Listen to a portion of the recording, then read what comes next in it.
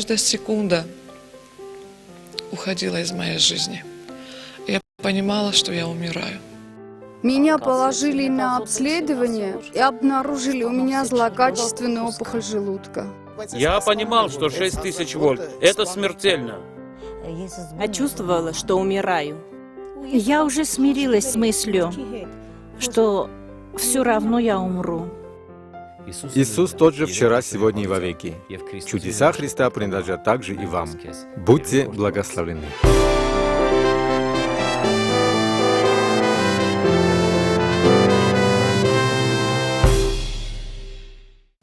Եթերում Աստծո հրաշք հաղորդաշարն է, բարև ձեզ։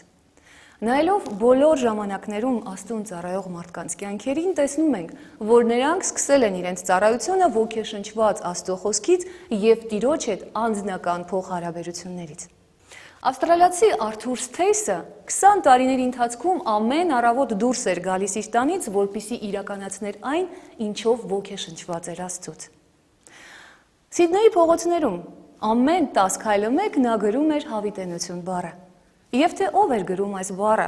որը ստիպեց հազարավոր մարդկանց կանգնելու և մտածելու այս խոսքի նշանակության մասին, իմացվեց միայն նրա մահից 2 տարի անց։ Սակայն քարոզը, որը բաղկացած էր ընդամենը մեկ խոսքից, դիպավ ողջ ազգին։ Նրա ուղերձը պահպանվեց հաջորդ սերունդների համար։ Այսօր Սիդնեյի կենտրոնական հրապարակում կանգնեցված է բրոնզե հուշարձան,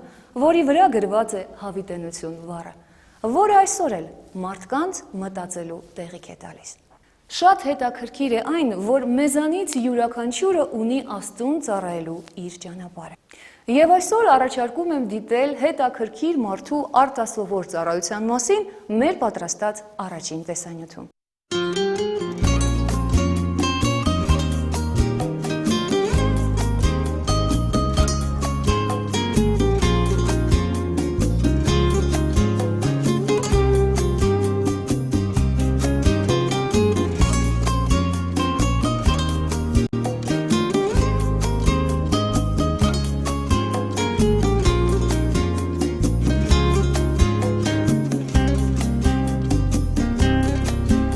Դեպի քաղաք տանող այս մայրուղու վրա իրար հաջորդող ցուցանակները մեկը մյուսի ետևից խոսում են վարորդների հետ հիշեցնելով Աստծո խոսքը, որպեսզի շարունակեն ճանապարհը իրենց հետ տանելով Աստծո խոսքը։ Ահա այսպիսին է Պետրոսի ցանկությունը, որ մարդիկ ապրեն Աստծո խոսքով։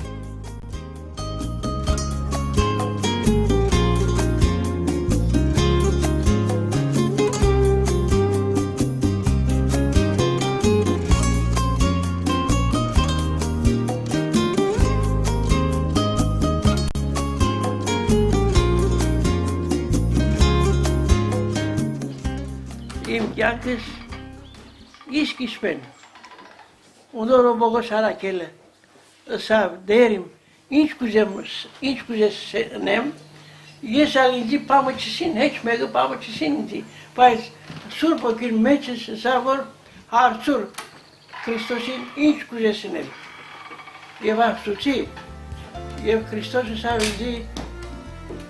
աս կորդու բիդնես, և ասված շատ ինձի օրտնեց, շատ օրտնեց, ինչ որ անի սավ ինչ կոշ բիդինեմ ես, իրեն համար, իր պարքին համար։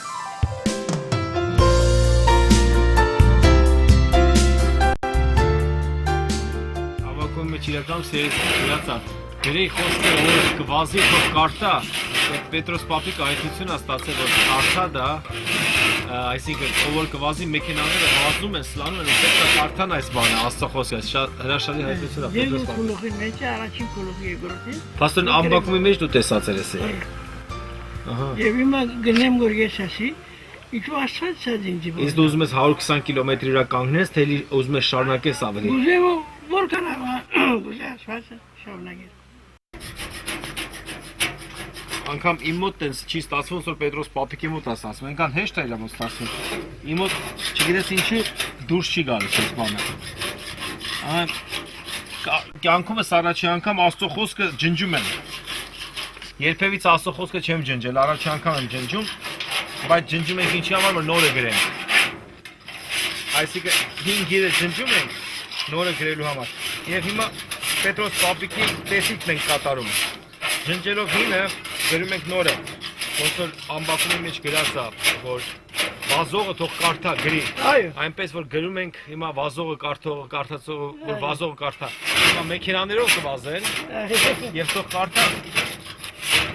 Պետրոս Պապիկը շատ լավ օրինակ է բոլորիս համար, երիտասարդ սերունդի համար, որ Աստծո համար ինչ-որ բան անենք։ Պետրոս Պապիկ այն տարեկան ես դու հիմա։ 80 տարեկան մարդ է, Քրիստոսի համար այնպես է վազում, որ երիտասարդները չվազեն։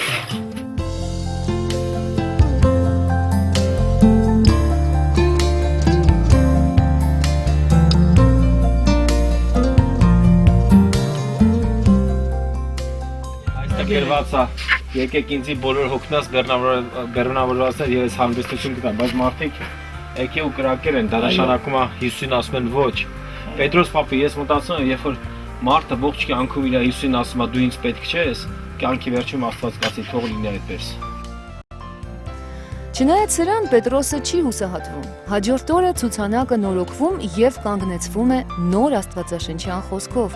որպիսի ծառայի մարդկանց փրկությանը։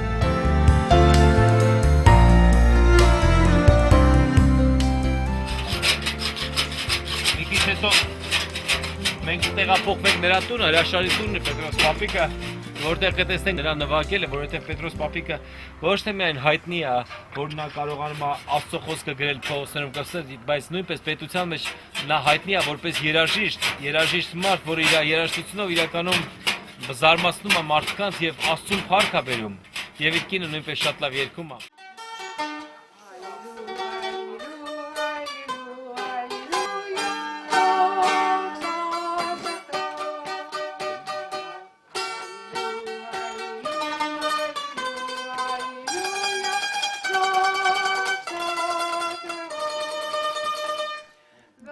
Դեռ երիտասարդ տարիներին ստանալով երաժշտական կրթություն, Պետրոսը բոլոր եկեղեցիներից համախմբեց 40 հոգանոց երգչախումբ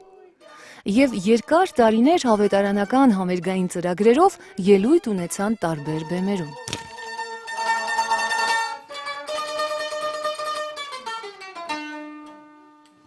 Եվ Քրիստոս մտավ սիրտիս մեջ։ Անգեվեր ինչ որ ռազեմ, ինչ որ գնեմ եւ ինչ Աստված ինձի բիդի բադիվ դավորնեմ, Աստծո ուժով գլա։ Չէ իմ ուժովս, չէ իմ ուսումովս, միմյան Աստծո ուժովը։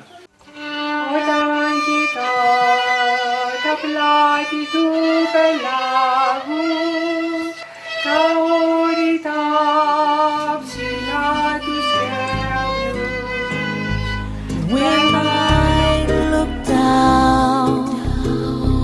from lofty mountain grandeur and hear the brook and feel the gentle breeze, then sings my soul, my Savior God, to thee. How great thou art, how great thou art. Then sings my soul, my Savior God, to thee. How great thou art, how great thou art.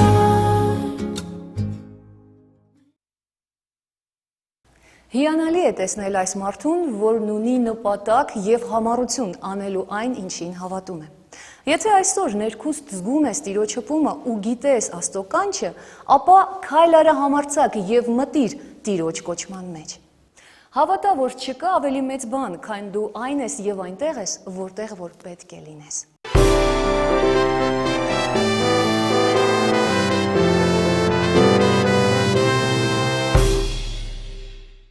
Դժվարության ժամանակ կա երկու ճանապարհ։ Կոտրվել վրա հասած դժվարության բեռից եւ ապրել թշվառ ու դժբախտ կյանքով, կամ էլ նույն դժվարությունները համարել միջոց ավելի ուժեղ լինելու եւ ավելի առաջ գնալու համար։ Հենց այսպես էլ վարվեցին մեր հաղորդման հյուրերը, որոնց մասին էլ առաջարկում եմ դիտել մեր հաջորդ տեսանյութում։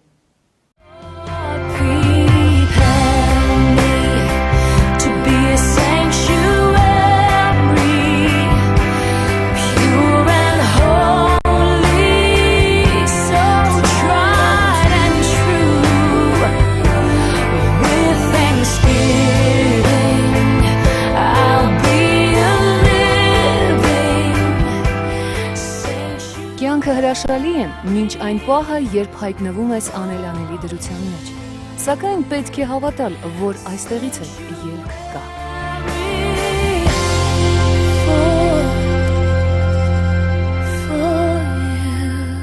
Երբ մայրի հետ ամուսնացանք, թվում էր, թե ամեն բան այնքան հրաշալի է, կյանքը առջևում, երիտասարդ, երկուս էլ բարձրագույն կրթությամբ, ու թվում էր այդպես ամբողջ կյանքը պիտի ապրենք միայն կյանքը վայելելով։ Բայց դա ճիշտած երկար չտվեց։ Երևի 2-3 տարի հետո երկուս էլ աշխատանք ունեինք, շատ լավ աշխատանք։ Իր մոտ հայտնաբերեցին շատ ծանր հիվանդություն։ Նա սկսեց հիվանդանալ ու գնալով վիճակը ավելի էր վատանում։ Իր հիվանդության հոտացման հետ ոնց որ թե ամեն բան սկսեց քանդվել։ Այնպես ստացվեց, որ 4 տարի հետո եւ դիագնոզեցին իր հիվանդությունը, դա բանից պարզվեց բավական լուրջ ու ծանր հիվանդություն ամբուժելին։ Ու երբ որ այդ փաստի առաջ կանգնեցինք, ճիշտ ասած մենք միանգամից չհանձնվեցինք։ Մտածում ենք, որ բոլոր դեպքերում ելք կգտնվի։ Ինչ որ մի տեղից ճանապարհ կբացվի ու պայքարում ենք մեր բոլոր ուժերով։ Բայց ինչին փորձում ենք, ամեն բան քանդվում էր։ Ինչի վրա հույս էինք դնում, արդյունքում հիասթափվում էինք։ Այնպես ստացվեց, որ իր այդ վատ առողջության պատճառով մենք ինքը կորցրեց աշխատանքը։ Լավ բիզնես էր անում Ռուսաստանով մեկ ու կորցրեց այդ աշխատանքը։ Իսկ ես պատրաստվեցի երկրորդ երեխայի ծնունդին ու փաստորեն ես էլ չէի կարող աշխատել։ Ու հայտնվեցինք այնպիսի մի ծայրահեղ վիճակում, երբ կյանքը ընդհանրապես ոնց որ կարծես մեզ դեմքով շուռ եկավ։ Շատ տհաճ իրավիճակի մեջ հայտնվեցինք։ Ոնց որ թե այն սպասումներն, հույսերն, ապագան, որ մենք ունեինք, ամեն բան փակվեց մեզ համար։ Իրականում ելքը չէր գալիս։ Ու դա տևում էր 1, 2, 3 տարի։ Այնքան ծայրահեղ վիճակի հասանք, որ մենք արդեն համակերպվեցինք այդ վատ վիճակի հետ ու մեր տուն մտնողը կարծես թե գալիս էր մեզ հույս տալու, մխիթարելու, ինչ որ մի բանով ձեռք բռնելու, որը ֆինանսով, որը ուղղակի բարի խոսքով։ Ու մենք մեր համար մեր կյանքը արդեն ավարտած ենք համարում։ Ծայրահեղ վիճակում, երբ որ մանավանդ գնացինք բժշկի ու բժիշկը շատ բարձրաձայն երևի չնկատելով Նայիրի ներկայությունը հայտարարեց, որ ինքը ուղղակի կենթանի դիակ է, տարեք տուն ու սպասեք մահվան, ինքը այդ խոսքերը լսեց, ու երբ որ մենք տուն եկանք, արդեն ես էլ չէի կարողանում նրան հույս տալ, որ ինչ-որ մի ճանապարհ կբացվի։ Ես ինքս էլ սկսեցի թևաթափ լինել ու կոտրվել։ Արդյունքում ստացվեց, որ մենք արդեն երկուս էլ հույսներս կորցրած, նայում ենք երեխաներին ու բան չունենք նրանց ասելու, բան չունենք նրանց տալու։ Վիճակը իսկապես անհույս էր։ Ծանր հիվանդության պատճառով Նայիրին ամբողջությամբ կորցրեց տեսողությունը։ Այլևս բժիշկները ապրելու ոչ մի տոկոս հույս չէին տալիս։ Պայքարելն անիմաստ էր։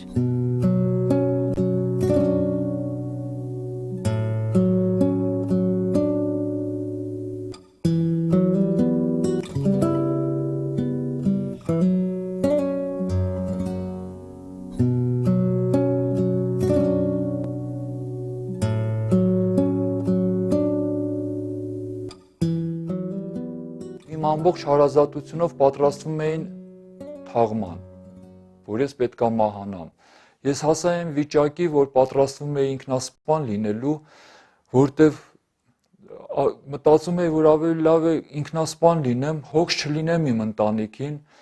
որ գոնե իմ ընտանիքի հոգսերը կթեթևանա ինչ-որ չափ։ Շատ տխուր վիճակ էր ընտանիքում։ Մենք հասել էինք մուրասկանի կարգավիճակի։ Մենք անդադ սպասում էինք, թե երբ դուռը կծեցեն, որ ինչ-որ մեկը մեզ օգնություն կբերի, ինչ-որ մեկը մեզ կգա եւ կմխիթարի։ Մենք շատ վատ վիճակի մեջ էինք հասել, փաստորեն չկար աշխատանք եւ այդ վիճակով մենք ապրում էինք։ Մի խոսքով ընտանիքը քանդվում էր, ֆինանս չկար, Հույս չկար, ապագա չկար։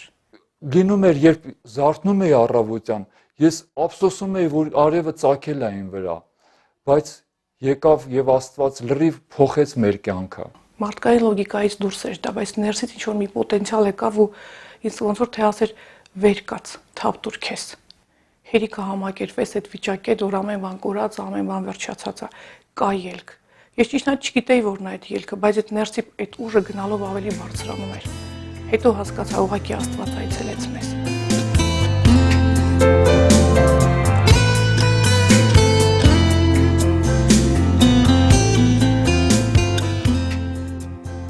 Հավատն առ Աստված իսկապես իմաստավորեց նրանց կյանքը։ Ուժ եւ կարողություն տվեց հաղթելու ու ապրելու։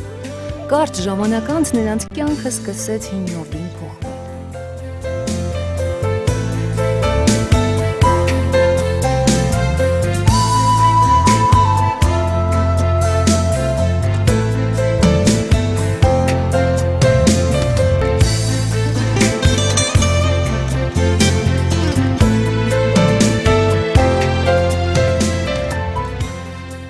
Ընկերս եկավ եւ ասեց. կա մեկը, որ կարող է ձեզ փրկել, կա մեկը, որ ձեզ համար ունի ելք, ու մեզ տարավ եկեղեցի։ Ու այդ օրը շատ լավ եմ հիշում, կնոջս հետ գնացինք մեծ ծառայությանը եւ իմ համար ճիշտ ասած մի փոքր օտար էր այդ ծառայությունը, բոլորը երգում էին, ծափահարում էին, նվագախումբը երգում էր։ Ես ճիշտ ասած չէի կարողանում ընդունել, որտեղ երևի թե դաստիարակված էի ավելի պահպանողական ձևով, բայց գիտեի, որ գնում եմ լույսը, գիտեի, որ գնում եմ դեպի մեկը, որը իմ համար ավելի ինձ կանչում էր, իմ համար ինքը ուներ պատասխան։ Եվ եկավ մի պահ, որ ես որոշում կայացրեցի։ Ես զգացի, որ այն 40 տարին, որ ես ապրել եմ, այդ 40 տարին իմ համար կորցրած տարիներ էր, որ ես չունեի այն թանկ բանը, որ հիմա ես գտել եմ։ Ու ես իրականում գտա այն միակ մեծ մարգարիտը, որ կոչվում էր Հիսուս։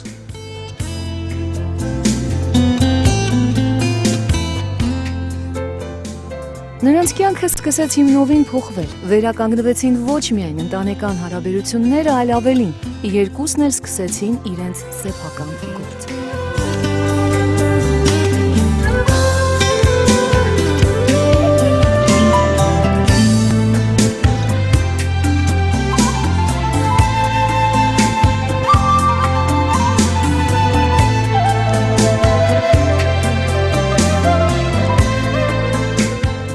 Առաջինը Նայիրիի մոտ ստացվեց։ Նա այդ ուժը հավաքեց ու սկսեց մտածել, որ կարելի է մի բան ձեռնարկել ու Աստծո այդ հաստատ հաջողության հասնել։ Ինքը սկսեց բիզնես։ Նոր գործ ծավալեցի։ Ես արդեն չհավատեցի Աստծո խոսքը ասում է չերևացող բաները երևացածի նման է ասում։ Ես էլ որոշեցի, որ ես չեմ հավատա իմ հիվանդությանը։ Ես չեմ հավատա, որ ես կույր եմ, այլ ես կհավատամ Աստծո խոսքին, որ ինքը ասում է օրհնելով կօրհնեմ քեզ։ Ինքը ասում է, որ դու զորավոր մարդ ես։ Ես վերցրեցի այդ խոսքերը եւ գնացի առաջ։ Ես կարողացա ծավալել նոր բիզնես, նոր աշխատանք։ Ընդ որում եւ ամեն քայլափոխին ես տեսնում էի Աստծո օրհնությունը իմ կյանքում։ Ես շատ եմ սիրել տեխնիկան։ Ու զարմանալին այն է, որ Աստված ինձ տվել է հայտնություններ հենց տեխնիկայի հետ կապված, որ կթվա թե զարմանալի է, բայց տեխնիկական այնպիսի լուծումներ է ինձ տվել, որ նմանը գոյություն չունի։ Ու ես հիմա դրանք իրականացնում եմ իմ գործերի մեջ։ Իր տեխնիկական մտահղացումներն այսօր Նայիրին օգտագործում է իր գործի՝ շոկոլադե տուփերի կաղապարների արտադրության մեջ։ Այս հաստոցները, որոնք օգտագործվում են արտադրամասում, պատրաստվել եւ հավաքվել են հենց Նայիրի նախագծով։ Այս մի ստանոկը, որ մենք սարքում ենք, չափերը բաները տվել են, բերեցինք այստեղ հավաքեցինք։ Ճիշտ ասենք լրիվ մուզածով չէր եղել, մի քիչ դե պատգոն կաներ բաներ հետո արել են, բայց շատ լավ հաստոց ա եղել։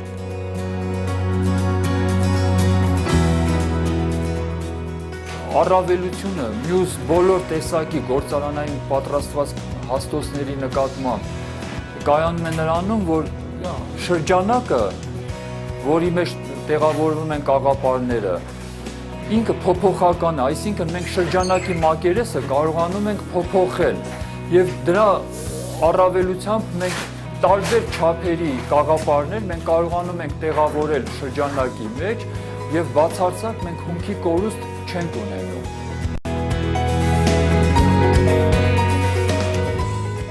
Հաստատեն լրիվ տեխնիկական լուծումները տված շշմելու բան է, ես ուղղակի մինչև հիմա որ մտածում եմ, զարմանում եմ, ինչ իր պարզության մեջ ինչ հանճարեղ բաներ ա տվել։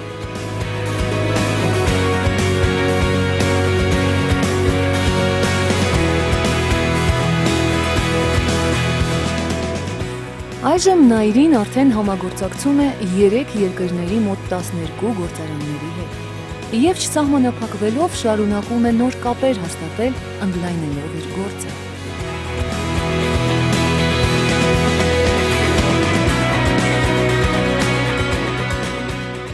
Հավատարիմ եղա տասանորդի մեջ եւ զոհաբերությունների մեջ։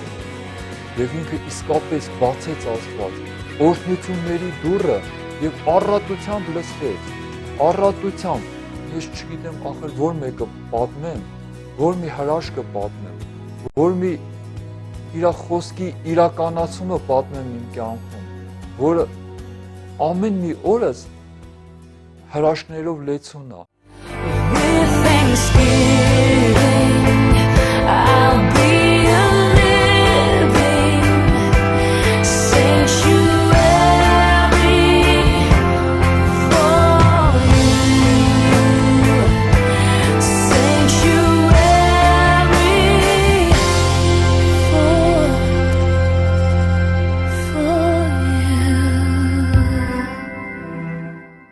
Լինում է ժամանակ ճիշտ է, որ դժվարություններ ա գալիս, փորձություններ ա գալիս, բայց հետարքիրը այն է, որ Աստված այնքան է արդեն զորացրել ինձ, իր խոսքով, հավատքով, որ ես արդեն գիտեմ ոնց կարող եմ անցնել Աստծու հետ միասին, այդ փորձություններով,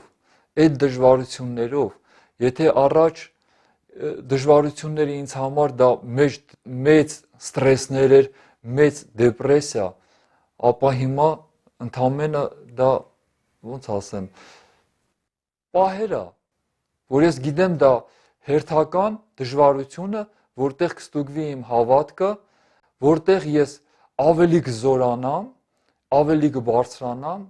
եւ ավելի կհաստատվեմ Աստծու մեջ։ Ու Աստված սովորացնում էր ոչ միայն ընտանիքի փոխհարաբերությունները, ոչ միայն հոգևոր ճշմարտությունները, այլ նաև այս կյանքի շատ տարբեր հարցեր։ Իսկ ամենահետաքրքիրը, որ ինքը մեզ սովորացրեց բիզնեսի օրենքները։ Բիզնեսի մեջ ինչպես առաջնորդվել, երբ որ դու նայում ես ոչ թե քո ֆիզիկական տվյալներին, քո մարդկային սպասում ու հավատք, որ կա մեկը, որը քո ներսից կտա ամեն բան, ինչի պակասը որ դու ունես։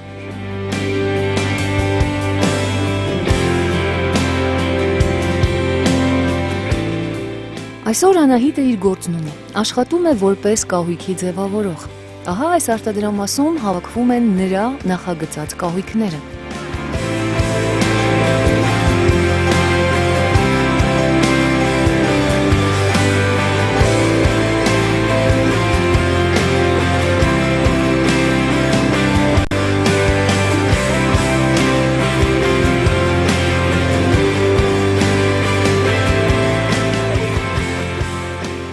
Այսօր իմ աշխատանքի մեջ ես օգտագործում եմ բոլոր այն կրթությունները ու հենվում եմ դրանց վրա, որոնք ժամանակին ստացել եմ։ Ու ամենակարևորը ես ինձ շատ բավարարված ու երջանիկ եմ զգում այս աշխատանքի մեջ։ Այն պոտենցիալը, որ Աստված դրել էր բնածինի մեջ, այն կրթությունը, որ ես հետագայում ստացա, դրանք բոլորը հավաքվեցին իր գլուխ ու ստացվեց մի հրաշալի արդյունք։ Այսօր ես աշխատում եմ իրականում սիրելով իմ աշխատանքը շատ։ Իմ ամեն օրը ստեղծագործական աշխատանք է։ Սպասում մի նոր բանի, ավելի բարձր գնալու, ավելի մեծ բաների հասնելու։ Եթե Աստված կանչում է մի բանի մեջ մտնելու, պիտի չուշացնես։ Կարևոր չի ինչ ասում իրավիճակը, կարևոր չի ինչպիսին են հանգամանքները։ Քո լոգիկան միգուցե կասի, որ դեռ ժամանակը չի, դու չունես այդ բազան, այդ պոտենցիալը, բայց եթե Աստված գալիս է իր խոսքով, դա արդեն ամեն ինչ է։ Եթե ես մի ժամանակ կարծում եմ, որ 30 տարեկանում արդեն ամեն բան վերջացել է, ես մտածում եմ, կյանք իրականում չի հերիքելու իրան ասել այն ամեն հրաշալի ծրագրերը, որ Աստված այսօր բացել է մեր առաջ։ Կյանքը հրաշալի է, Աստծո հետ։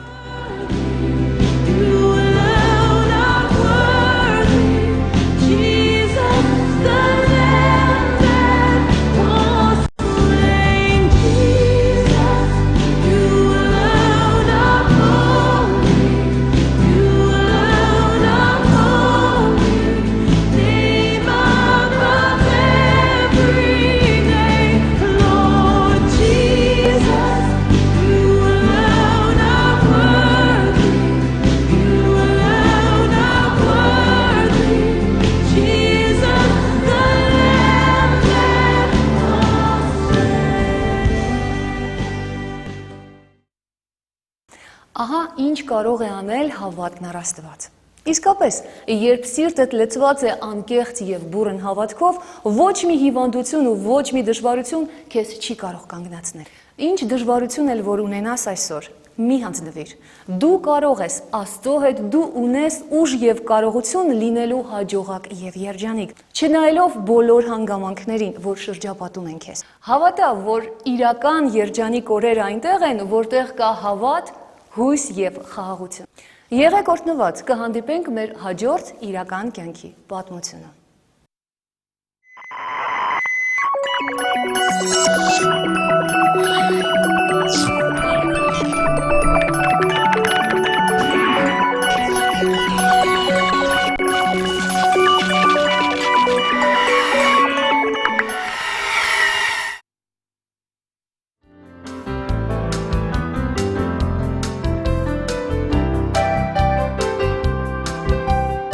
Так, анализы показывают, что у вас 3 блокированные артерии. 3?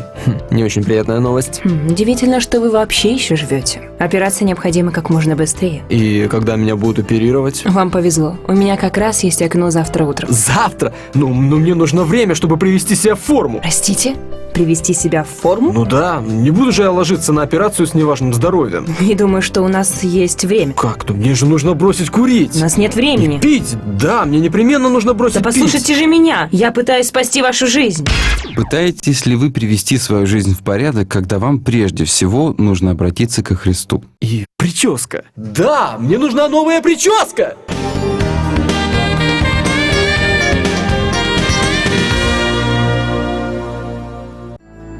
Դուք կարող եք գրել մեզ հետևյալ հասցեով 375 010 Հայաստան, Երևան, abonentային արկղ 18, կյանքի խոսք եկեղեցի կամ էլեկտրոնային փոստի միջոցով tvshnik@volarm.org Ինտերնետային կայքի հասցեն է www.volarm.org